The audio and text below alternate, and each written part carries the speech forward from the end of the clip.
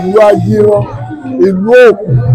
Wọ́n bá wọ́ òkú ní gbogbo Lagos State kiri. Àwọn olóòṣàdé wọ́n ní táwọn bá ti dé Ajíran, tó bá ti pe òkú yẹn nítorí igbó ní gbogbo bí ìdáyìí, tó bá ti pè é báwọn aláwo bá pe òkú yẹn á dá wọn lóhùn. Ìlú tó wá wà lábẹ́ Ajíran, ìlú mẹ́sàn-án ni. Ajíran wà ń bẹ̀, Ìfọ̀tà wà ń bẹ̀, Òkun Àfá wà ń bẹ̀.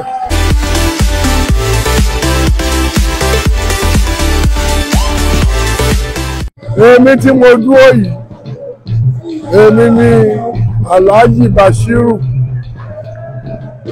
Ọ̀dọ̀fin Bello. Èmi ni àgbà Akin of Ajíran land.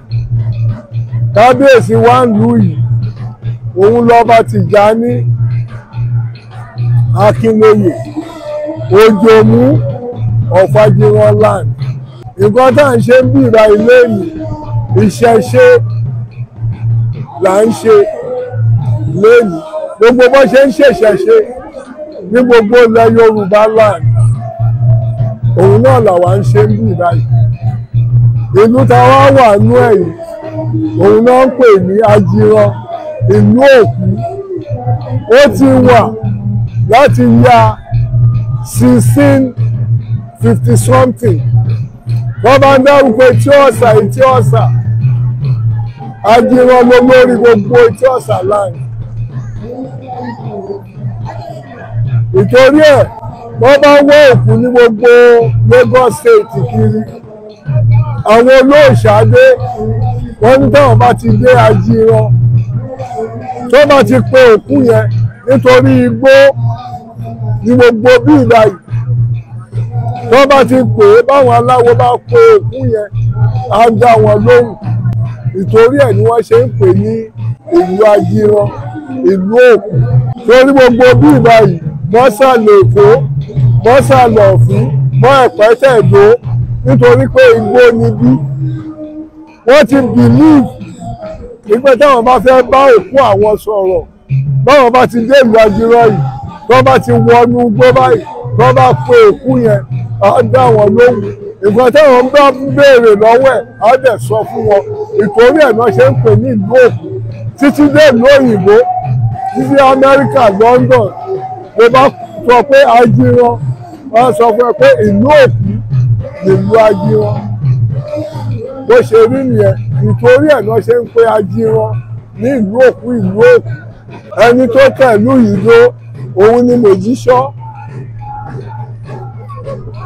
Nígbà tí Mòjíṣọ́ tẹ̀lú yìí dó, ní ọ̀pọ̀lọpọ̀ ọyàn lọ́wọ́ ń jọ yẹn. Ṣùgbọ́n ọmọ Mòjíṣọ́ yẹn, àwọn Ọ̀dọ̀fin ní gbogbo ọmọ Mòjíṣọ́ yẹn. Àwọn Ọ̀dọ̀fin chieftaincy family, àwa lọmọ Mòjíṣọ́ tó tẹ̀lú yìí dó.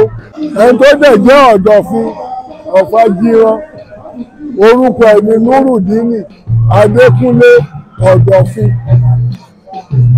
Nínú traditional chieftaincy, òun ni mí tájújọ ń ṣe ìlú. Ìlú tó wá wà lábẹ́ Ajíran, ìlú mẹ́sàn-án ni.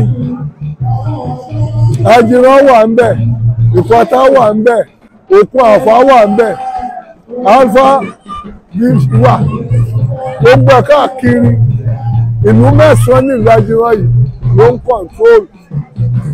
Ọlọ́run ọba ọlọ́jọ́ èní, ọba wa Tìjání Adétúnjí Akínlóye, Ọlọ́run jẹ́ kó pẹ́ lórí ìtẹ́. Gbogbo àwa tájọ ń ṣe olóyè lábẹ́, Ọlọ́run dá wa sí àlàáfíà ara àtẹ̀mí gígùn, Ọlọ́run fún wa. Gbogbo bọ́rọ̀ Nàìjíríà dẹ̀ ṣe rí yìí, Ọlọ́run ọba kó bá wa dáwọ́lé, kó dárí ẹ̀ṣẹ̀ wa jì wá. Bí ìlú Nàìjíríà ṣe ń di ẹ̀rọ̀ tẹ́lẹ̀, ó dẹ̀rọ̀. Kí ìlú mi tí mo wà ń bẹ̀ yìí náà ó dẹ̀rọ̀. Nítorí Ajíran ló lórí gbogbo ìlú tó wà ní Etí Ọ̀sà land. kí ọlọ́run ọba tó wà pẹ̀lú wa ọmọdé àtàgbà kọ́lọ́run dá wa sí a sì kí iná ìlò ìgbọ́ bùkátà kọ́lọ́run ṣe fún wa ọlọ́run á wà pẹ̀lú gbogbo wa bó ṣe rí nìyẹn. èmi tí mò ń sọ̀rọ̀ yìí èmi làlájì Bashiru Ọ̀dọ̀fin Bello Agbákin of Ajiranland olórí ẹbí of Ọ̀dọ̀fin family chieftaincy family.